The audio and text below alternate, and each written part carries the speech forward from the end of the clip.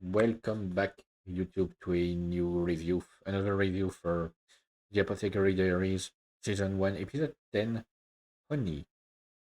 Um, before I start, before I forget, and before I start, as usual, you can watch the full reaction right now on Patreon for €5 a month. Unedited, uncut, and censored. Picture in picture. You don't have to sync up with your own version. Uh, anyway, let's get to it. So, Episode 10, Honey. Definitely more of a confusing episode because it adds a lot more variables into the entire mystery surrounding what happened at the garden party. So I'm definitely a bit lost in the sauce here. I may say so that myself. Um, this time we have, yep, Lishu visiting Gyokuyo and having like not being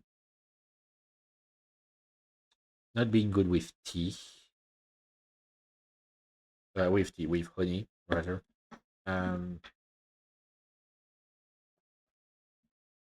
which according to her stems from when she was a little kid, and ever since then she has refrained from trying it.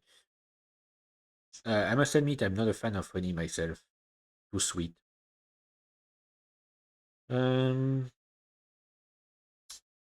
because I know so many people who are just like honey. They love honey. They love putting honey anywhere.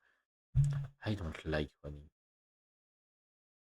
I don't know. Like there's something about it that I just don't like. It's either too sweet or just has a weird taste.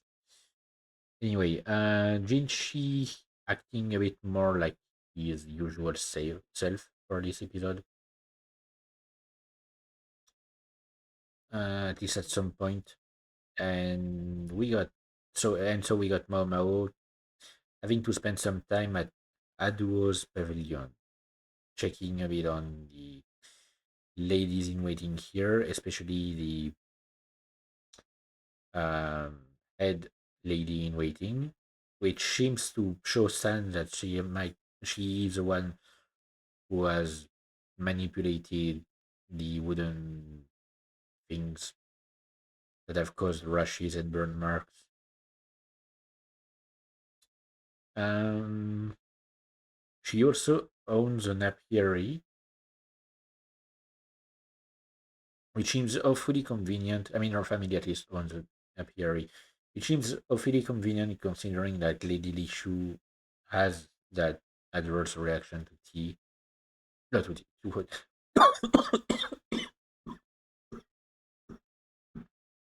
Sorry. Oh, Jesus Christ. I've been talking too much these past 2 hours. Oh.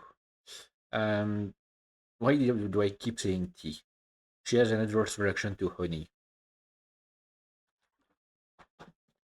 Sorry. Um, I don't know why I've been uh, uh, suddenly starting to cough like that. Jesus Christ. Also, I just realized I was not using the usual version of the show that I watch during my reaction. Huh. Doesn't matter. Like it's basically just used another server. Anyway, yeah. So that lady in waiting, like, was there too many weird things regarding her? It seems like she might have a link with Lady Lishu, like an actual connection to her, but it wouldn't make sense with the assassination attempt if everything comes back to her.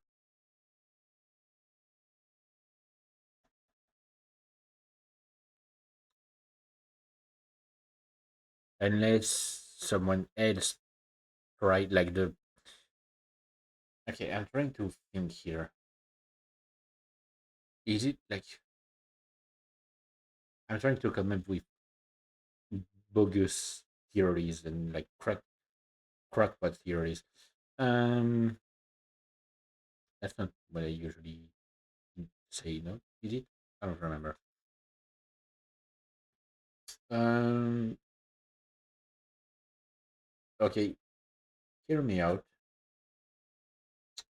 What if like the whole thing with the like s- uh, fire color signals was actually because she was um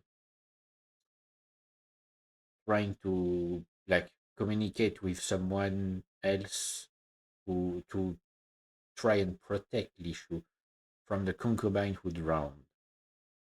Not the concubine, the servant who drowned. What if the one who drowned like was attempting actually wanted to attempt to Lishu's life, and like there is an actual um link between that head lady in waiting and Lishu, as in like a mother daughter kind of deal. And yeah, like she's trying to essentially protect her from any lady in waiting who could try to attempt her life. It's a crackpot theory here.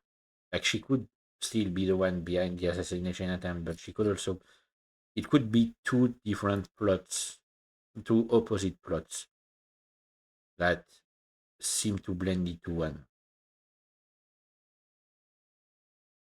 I can't tell. It's very complicated. It's getting too complicated. They're throwing too many variables into the mix here, and I can't tell anything anymore because like that whole scene with Jin when Jinshi was being a massive creep, um, like an actual massive creep here. Like I can't give him excuses for anything. He was being a massive creep. Um, that whole scene led to Mao Mao coming to a realization, and I wasn't able to. I tried to piece things together. I wasn't able to, but it led to her asking Li Shu if she had like about Honey first, and if she has a link with with what's her name? I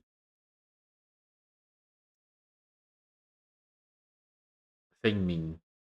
If she has a link with Feng Ming, or if she's familiar with her actually, at least. But I can't tell. Like I can't tell what conclusion she's been reaching because I don't know. Like maybe my brain is just not working properly. But I can't seem to understand anything here. Admittedly, I'm not good at this. I know some people who would be great at deducing these kind of the things.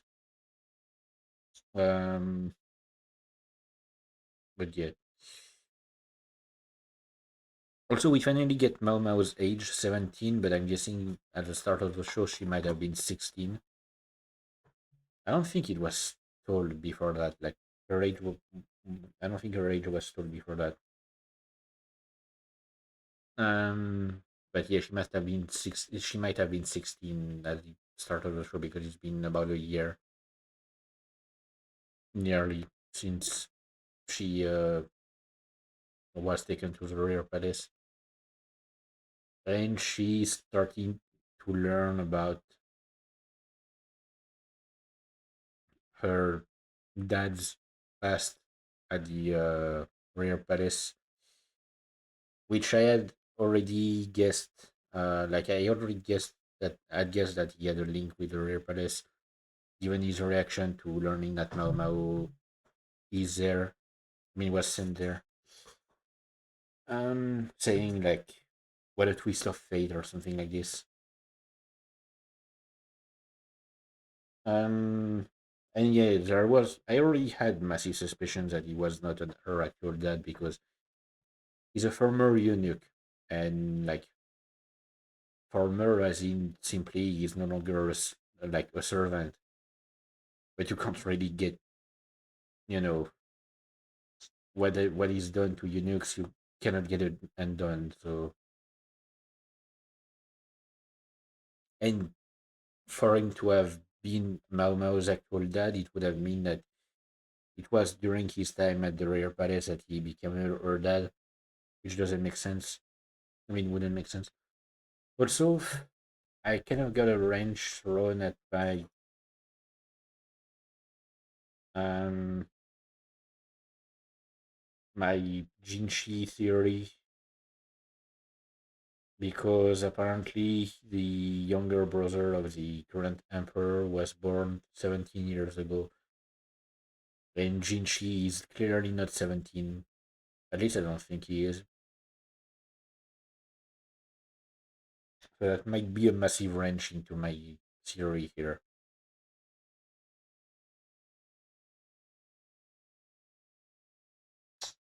But yeah, like I don't know, it's a very confusing episode because they throw a lot of new information at you, and then suddenly they start elaborating on an entirely other plot. Like there are so many things and so many loose ends to tie here that it's becoming a mess, a jumbled mess. Ooh, I don't know what my neck did here. I think it's because I had my arm in front of my face.